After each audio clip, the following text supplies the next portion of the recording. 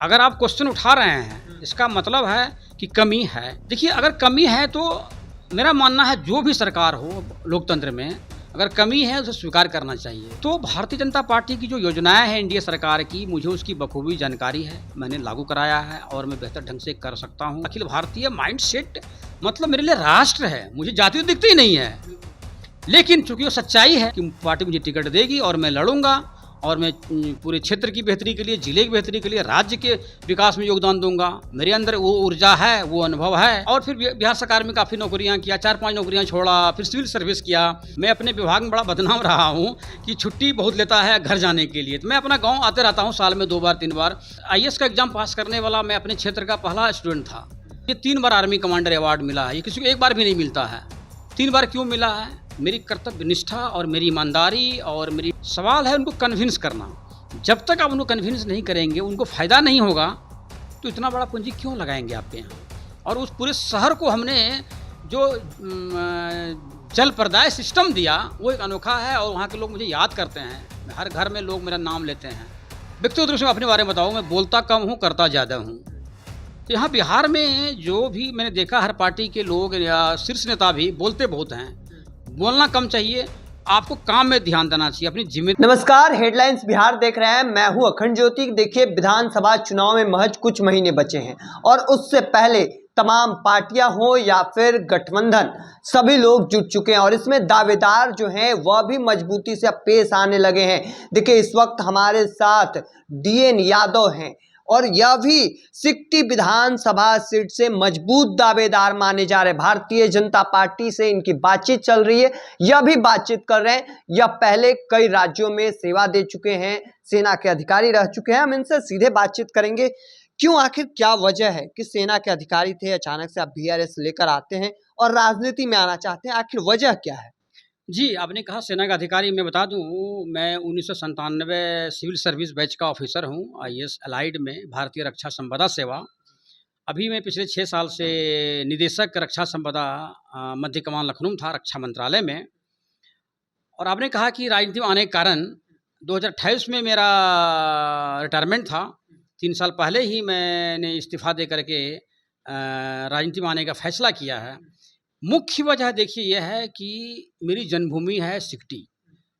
बचपन से मैंने देखा है पूरे इलाके को, पूरे ज़िले को, और वहाँ हो रही विकास गतिविधियों को भी देखा है कि विकास की गतिविधियाँ जैसी भी रही है, मेरे हिसाब से उसमें रफ्तार आनी चाहिए और तेज़ रफ्तार आनी चाहिए। बल्कि अपने क्षेत्र और ज़िला ही नहीं, पूरे बिहार की बात करूँ तो बाकी राज्यों, जो विकसित राज्य हैं, महाराष्ट्र हैं, केरल हैं, कर्नाटका हैं, गुजरात हैं, इन राज्यों के बनिस्बत बिहार अभी भी पीछे है। आने वाले समय में वो और आगे निकल जाएंगे तो हम उनकी बराबरी कब करेंगे। तो एक मेरे माइंड में एक रोड मैप है। सबसे पहले तो ये रोड मैप यह है कि अपने क्षेत्र, अपनी जन्मभूमि है, उसके प्रति जो मेरा कर्तव्य बोध है वो मेरे अंदर एक जन्म लिया पिछले कुछ सालों से, कि सरकारी सेवा के बाद, इतने बड़े प्रशासकीय अनुभव के बाद, उससे पहले मैं बिहार सरकार में भी मैंने जॉब किया है। 8 साल का मेरा विभागीय अनुभव है, राजस्व विभाग में, शिक्षा विभाग में और पुलिस विभाग में। तो ये सारे अनुभव के बाद मुझे लगा कि अपने अनुभव का लाभ मैं अपने क्षेत्र को, अपने गांव को, अपने समाज को दूं। तो और निश्चित रूप से ताकि आप, मैं बता दूं कि अखंड जी, राजनीति जो है लोकतंत्र में एक बहुत बड़ा माध्यम है जनसेवा का, बल्कि सबसे बड़ा माध्यम है। वो आपको एक बड़ा चैनल देता है राजनीति, एक माध्यम जनता तक पहुंचने का और उनकी तकलीफ़ों को दूर करने का और विकास का लाभ जन जन तक पहुंचाने का। पूरे विश्व में जहाँ भी लोकतंत्र है, आप देखेंगे राजनीति ही वो सशक्त और कारगर माध्यम है कि आप जनसेवा कर सकते हैं। इसीलिए मैंने इस्तीफा दे करके राजनीति में आने का फैसला किया है। 2 मई को मेरा इस्तीफा स्वीकार हुआ है। तो राजनीति में आने का विचार किया आप और सिकटी जब पहुंचे, जब वहां से इस्तीफा देकर अपनी छुट्टी लेने के बाद, तो सिकटी के लोग क्या सोचते हैं आपके बारे में, क्या चाहते हैं आप? देखिए, सिकटी मेरे लिए नया नहीं है। मैं इस्तीफा दे के नहीं पहुंचा हूं, बल्कि मैं बचपन से वहीं रहता हूं और देखिए बता दूं कि जो ग्रुप ए ऑफिसर होते हैं भारत सरकार के क्लास 1 ऑफिसर, उनके लिए छुट्टियां बहुत मुश्किल चीज़ होती है। लेकिन मैं अपने विभाग में बड़ा बदनाम रहा हूं कि छुट्टी बहुत लेता है घर जाने के लिए। तो मैं अपना गांव आते रहता हूं साल में 2 बार 3 बार। पूरे क्षेत्र में, विधानसभा क्षेत्र में मेरे रिलेटिव हर गांव में हैं और परिचित हैं। पूरा क्षेत्र मुझे जानता है बचपन से। जानने के कारण मैं बताऊं, 1984 में जब मैं बिहार बोर्ड का मैट्रिक पास किया था, जिला स्कूल पूर्णिया से, वहीं छात्रावास में रहा 4 साल, तो मैं पूरे पूर्णिया कमिश्नरी का टॉपर था। फिर आईएएस का एग्ज़ाम पास करने वाला मैं अपने क्षेत्र का पहला स्टूडेंट था। और फिर बिहार सरकार में काफ़ी नौकरियां किया, 4-5 नौकरियां छोड़ा, फिर सिविल सर्विस किया।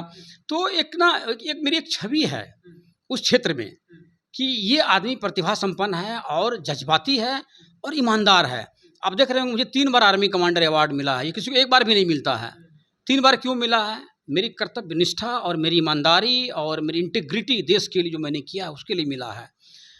तो इस रूप में मैं वहाँ एक जाना पहचाना सुपरिचित नाम हूँ। मैं कोई हेलीकॉप्टर से नहीं उतरा हूँ। पूरा क्षेत्र को बहुत खुशी हो रही है कि दीर्घनारायण जी अब हमारी सेवा के लिए आ गए हैं। और मुझे लग रहा है जनता तो बहुत ही गदगद है कि मुझे एक जो परंपरागत जनप्रतिनिधि होते हैं उससे अलग हट करके एक प्रशासकीय जनप्रतिनिधि मिलने जा रहा है, जिससे कि कार्यों को कार्यान्वित करने का, योजनाओं को लागू करने का बहुत अनुभव है। मैं इसका लाभ अपने क्षेत्र को दूंगा, अपनी जनता को निराश नहीं करूंगा। खंड जी, आपके पास काफी अनुभव है, बिहार सरकार में भी कई पदों पर आपने काम किया, आपने बताया। कई दफे आरोप लग जाते हैं कि बिहार सरकार योजना लाती है लेकिन निचले स्तर तक नहीं पहुंच पाती है। आखिर क्या ऐसा बदलाव करेंगे कि लोगों तक पहुंच सके? देखिए ये एक बात मैं बता दूं कि बिहार में जो भी कार्य हुए हैं अभी पिछले कुछ दशकों में, काम तो हुए हैं, लेकिन जनता शायद संतुष्ट नहीं हो पा रही है कि काम लागू होने का जो स्तर होना चाहिए, हमें जनता को और संतुष्ट करना पड़ेगा। एनडीए सरकार ने यहाँ अच्छे काम किए हैं, आगे हमें उसे और बेहतर करना पड़ेगा। मेरा जो फोकस है, देखिए मैं बताऊं कि मैं रक्षा मंत्रालय में अधिकारी रहा हूं, प्रशासकीय पद पर कई राज्यों में काम किया है मैंने। व्यक्तिगत रूप से अपने बारे में बताऊं, मैं बोलता कम हूं, करता ज़्यादा हूं। तो यहाँ बिहार में जो भी मैंने देखा, हर पार्टी के लोग या शीर्ष नेता भी बोलते बहुत हैं। बोलना कम चाहिए, आपको काम में ध्यान देना चाहिए। अपनी जिम्मेदारी क्या है आपकी, उसका निर्वाह कीजिए। आपने कहा कि योजनाएं आई या फिर लागू नहीं हो पाई, जमीन में नहीं उतर पाया, तो ये जो कमी है, मैं ऐसा नहीं मानता हूं कि योजनाएं लागू नहीं हो पाई है। नीतीश कुमार जी के समय में काम हुए हैं, योजनाएं लागू होती है लेकिन आखिरी व्यक्ति तक पहुंचने में काफी दिक्कत होती है। जी। अगर आपका ऐसा ये है मंतव्य, तो इसे देखने की ज़रूरत है। इसे देखने की ज़रूरत है कि जनता तक पहुंच पा रही, कितनी पहुंच पा रही। मैं ये नहीं मान रहा हूं कि जनता तक बिल्कुल नहीं पहुंच पा रही है। हमें 100% जनता तक पहुंचाना है और उच्च गुणवत्ता के साथ पहुंचाना है। ये मेरा ध्येय होना चाहिए और मैं इसी ध्येय के साथ राजनीति में आया हूं। बाकी मैं किसी पार्टी की या किसी राजनेता की बुराई या कब्र खोदने वाले पॉलिटिक्स मैं नहीं करूंगा, बिल्कुल नहीं करूंगा। मैं काम करूंगा, ये मेरा ध्येय है। पूर्व में आप सैन्य के अधिकारी रहे हैं, सिकटी से दावा कर रहे हैं चुनाव लड़ने का, वहां से जीत जाते हैं, तो सिकटी के लिए खास करके सैनिक वहां के बच्चों को क्या तोहफा मिलेगा सैनिक के तौर पर? देखिए मैंने एक विज़न निकाला है, अपना डॉक्यूमेंट्री विज़न, जो सिकटी अररिया के लिए है एक विज़न 11, कोसी क्षेत्र के लिए है विज़न 9 और पूरे बिहार के लिए भी है एक विज़न 7। तो मैं अपने क्षेत्र की बात करता हूँ। बिहार तो एक बड़ी राजनीति की बात है, बड़े लोगों का काम है। मैं तो अभी विधायक का इलेक्शन ही लड़ने जा रहा हूँ। तो वहाँ देखिए मेरे क्षेत्र में जो नदियाँ हैं ना, वो लोगों को परेशान कर रखा है कई सालों से, दशकों से। और सुखाड़ भी अचानक, समझिए कि सावन भादो में जब मानसून आना चाहिए नहीं आ पाया, 15 दिन सारा जो धन रोपनी खत्म। तो ये जो जल प्रबंधन है उनका बेहतर इस्तेमाल होना चाहिए, करना पड़ेगा। मेरे पास योजनाएं हैं, मैं लागू करूंगा। मेरे पास अनुभव भी है, मैंने महाराष्ट्र में देखा है करीब से इन योजनाओं को। मैंने उत्तराखंड में लागू किया, कई झील बनाए हैं मैंने उत्तराखंड में, आप जाके देख सकते हैं। कभी रानीखेत घूमने जाए तो रानी झील मैंने बनाया है। कोई सोच नहीं सकता था कि इतनी ऊंचाई पर झील बन सकता है। रानीखेत में कोई झील नहीं था और उस पूरे शहर को हमने जो जल प्रदाय सिस्टम दिया वो एक अनोखा है और वहाँ के लोग मुझे याद करते हैं। हर घर में लोग मेरा नाम लेते हैं, मुझे खुशी होती है आज भी। तो जो नदियाँ हमारे क्षेत्र में है 4-5 उनको कैसे कनेक्ट करना है, उनके जो जल शक्ति है, जल संसाधन है, उनको कैसे नियंत्रण करना है ताकि बाढ़ से निजात मिले और सुखाड़ के समय में लोगों को उस संचित पानी का इस्तेमाल हो सके। और दूसरा मेरा जो आपने कहा कि विजन या रोड में आपने ये वर्ड इस्तेमाल किया कि पूरा सिकटी विधानसभा क्षेत्र कृषि आधारित क्षेत्र है, 90% लोगों की आजीविका कृषि है। तो जब तक हम कृषकों की आमदनी को बढ़ाएंगे नहीं, ये सरकार लगी हुई है, काफ़ी योजनाएं हैं, काफ़ी चीज़ें हुई है, मेरा फोकस रहेगा कि जो उत्पादकता है, जो मूल्य मिलने चाहिए उत्पाद का, जो मिल रहा है, मेरे हिसाब से उसमें हम वृद्धि कर सकते हैं। कैसे कर सकते हैं? जो सरकारी खरीद है उनको लागू करवा करके, बिचौलियों को समाप्त करके और भंडारण क्षमता को बढ़ा करके, ये है। और जो एक फूड प्रोसेसिंग को आप जो बोलते हैं मिनी एक इंडस्ट्री, उस इलाके में अगर हम पूंजीपतियों को और जो एक हैं इन्वेस्टर्स उनको लाएं खाद्य प्रसंस्करण उद्योग में, एक देखिए एक खाद्य प्रसंस्करण उद्योग अगर आपका किसी एक प्रखंड में आप लगाते हैं तो कम से कम तो 5-10 हज़ार लोगों को रोजगार मिलेगा। हम ऐसे 25-50 खाद्य प्रसंस्करण उद्योग वहाँ क्यों नहीं लगवा सकते हैं महाराष्ट्र के पूंजीपतियों को कन्विंस करके? सवाल है कि कोई भी इन्वेस्टर आपका चाहे इंडिया का हो या इंटरनेशनल इन्वेस्टर हो तभी आएंगे जब उनको पूरा यकीन होगा कि उनकी पूंजी सुरक्षित है, उनका मार्केटिंग सुरक्षित है और वो एक स्मूथली अपना व्यापार कर पाएंगे। तो हमें एक इन्वायरमेंट बनाना पड़ेगा। ऐसा नहीं कि इन्वायरमेंट नहीं बना है, इन्वायरमेंट बना है, उस दिशा में काम हो रहे हैं। बिहार में इस गति को तेज करना होगा। और ये मामला कुल मिलाकर के देखिए, मैं अभी 6 साल से लखनऊ में था, योगी जी का हमने कार्यशैली देखा है। अभी जो इंटरनेशनल लेवल के इन्वेस्टर्स हैं उनसे जो उनकी टीम मिल रही है, सवाल है उनको कन्विंस करना। जब तक आप उनको कन्विंस नहीं करेंगे, उनको फ़ायदा नहीं होगा, तो इतना बड़ा पूंजी क्यों लगाएंगे आपके यहाँ? तो ये वो चीज़ है, उस पॉइंट पर काम करने की ज़रूरत है। और मुझे लग रहा है कि अगर मैं विधायक बन के आता हूँ तो सरकार में जो भी लोग होंगे, माननीय मुख्यमंत्री जो भी होंगे, मैं उनको कन्विंस करूँगा कि मुझे अनुमति दें तो मैं वर्ल्ड लेवल के इन्वेस्टर्स को कन्विंस कर सकता हूँ, ला सकता हूँ। एक और सवाल रहेगा, चूँकि आपने बताया कि हम विधायक अगर बनते हैं तो सैन्य को लेकर तमाम चीज़ें जो हैं वहाँ स्थापित करने का काम करेंगे, पलायन रोकने का काम करेंगे। बिहार में एक सबसे बड़ा समस्या कह सकते हैं वह रहा है स्वास्थ्य व्यवस्था का। स्वास्थ्य व्यवस्था अक्सर आपने देखा होगा कि काफ़ी दिक्कतों का सामना करना पड़ता है। हालात ये हैं कि राजधानी पटना में भी इस चीज़ों का समस्या रहा है। किस तरीके से सिकटी को इस समस्या ने निदान किया? देखिए, मैं सिकटी और अररिया जिला और पूरे बिहार की अगर बात करूं, मैं बिहार के लिए एक अनजान आदमी नहीं हूं। मैं बिहार पहली बार नहीं आ रहा हूं। बिहार में नौकरी किया है मैंने, बराबर आता हूं गांव। पूरे बिहार में हमारे लोग हैं, मैं जाते रहता हूं। मैं एक सामाजिक आदमी हूं, फंक्शन में जाता हूं। भागलपुर में मेरी पढ़ाई हुई TNB कॉलेज से। तो बिहार के चप्पे-चप्पे की जानकारी है। और आज भी जो अद्यतन जानकारी है, देखिए स्वास्थ्य के क्षेत्र में, हेल्थ सेक्टर में सरकार ने प्रयास तो किया है, ऐसा नहीं है कि वहाँ हाथ में हाथ धर के बैठे हैं। सवाल है कि रिजल्ट कितना आया है। अगर आप क्वेश्चन उठा रहे हैं, इसका मतलब है कि कमी है। देखिए, अगर कमी है तो मेरा मानना है जो भी सरकार हो लोकतंत्र में, अगर कमी है तो स्वीकार करना चाहिए।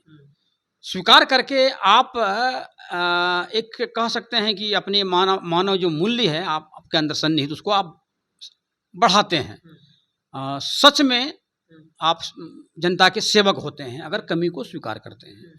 देखिए, जो भी मैं ऐसा नहीं कह रहा हूँ कमी नहीं है, उस कमी को दूर करना होगा। देखिए, हेल्थ सेक्टर एक ऐसा चीज़ है, सबसे ज़रूरी चीज़ है लोगों को। अगर एक PHC है मेरा पलासी प्रखंड में, डॉक्टर अगर वहाँ है, अगर नहीं आ रहे हैं तो क्यों नहीं आ रहे हैं, ये सुनिश्चित करना होगा कि चिकित्सक की तैनाती हुई है कि नहीं। अगर हुई है तो वो आ रहे हैं कि नहीं। अगर वो आ रहे हैं तो बाकी सारे स्टाफ, नर्सिंग स्टाफ हैं और जितने स्टाफ होते हैं असिस्टिंग ऑफिशियल्स, वो आ रहे हैं और दवाओं की उपलब्धता है कि नहीं। ये तो सुनिश्चित करना होगा PHC लेवल से ही, तभी ग्रामीण जनता को आप लाभ दे पाएंगे। नहीं तो लोग दुखी तो रहेंगे, दुखी हैं। हेल्थ सेक्टर में लोग परेशान तो हो रहे हैं, उसी दिशा में काम करेंगे हम। देखिए, हमारे साथ जितने भी अब तक बातचीत की है इन्होंने सीधे तौर पर सवालों के जवाब जो है वह बेबाकी से दिए हैं। बाकी नेताओं से आप बातचीत करेंगे जो सत्ता में हो चाहे विपक्ष में, वह घुमा फिरा कर। लेकिन एक आखिरी सवाल रहेगा कि कोई भी राष्ट्रीय पार्टी या फिर राजनीतिक पार्टी कह सकते हैं, वह टिकट देती है समाज देखकर। यह चीज़ देखा जाता है अक्सर चुनाव में। भारतीय जनता पार्टी अगर चुनाव में आपको टिकट देती है तो आप अपने समाज का वोट भारतीय जनता पार्टी को दे पाएंगे, दिलवा पाएंगे?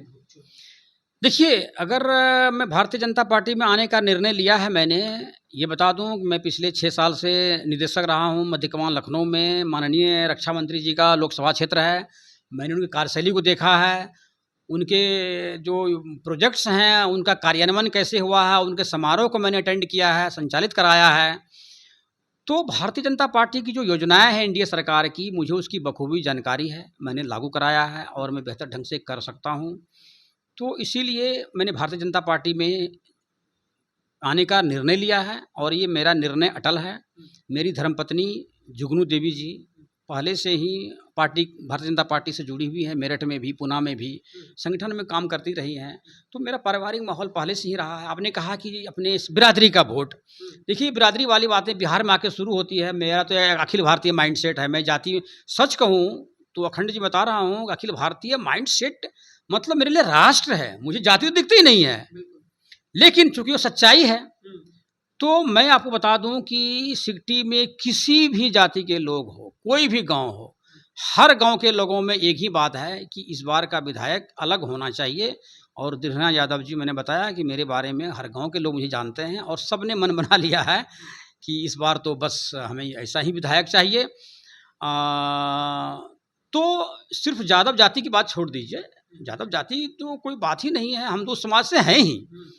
सिकटी ही क्यों, मैं पूरे पूर्वांचल में पार्टी को मजबूती से स्थापित करूंगा, ये मैं आपको आज बता के जा रहा हूँ। अब सिकटी की बात छोड़ दीजिए, हर जाति में, अपनी जाति में तो जो देखिए सवाल है, राष्ट्र है, पार्टी है, ये इम्पोर्टेंट है। जनप्रतिनिधि होना ये तो सेकेंडरी चीज़ें हैं, वो तो पार्टी तय करती है कि जनप्रतिनिधि कौन होगा, टिकट कौन लड़ेगा। मुझे तो विश्वास है कि पार्टी मुझे टिकट देगी और मैं लड़ूंगा और मैं पूरे क्षेत्र की बेहतरी के लिए, जिले की बेहतरी के लिए, राज्य के विकास में योगदान दूंगा। मेरे अंदर वो ऊर्जा है, वो अनुभव है। तो इसलिए आप जाति की बात तो छोड़ ही दीजिए। ये बात अभी यहाँ बोलना, मैं क्या बोलूँगा कि मेरी जाति की बिरादरी क्या करेंगे। जब नॉमिनेशन करूँगा और वोटिंग होगा, जब काउंटिंग होगा तो आप देखेंगे पूरे पुणे कमिश्नरी में, मुझे तो विश्वास है मैं रिकॉर्ड मत से जीतूंगा। तो चलिए, भारतीय जनता पार्टी से इनकी टिकट की संभावना है, सिकटी विधानसभा से चुनाव लड़ सकते हैं। हालांकि हमने की जाति की बात इसलिए की क्योंकि बिहार में राजनीति जो है वह जाति के बिना अधूरी मानी जाती है। अब ऐसे में देखना होगा कि तस्वीर क्या कुछ निकल कर सामने आती है। तब तक के तमाम हर अपडेट को देखते रहने के लिए हेडलाइंस बिहार देखते रहें। धन्यवाद।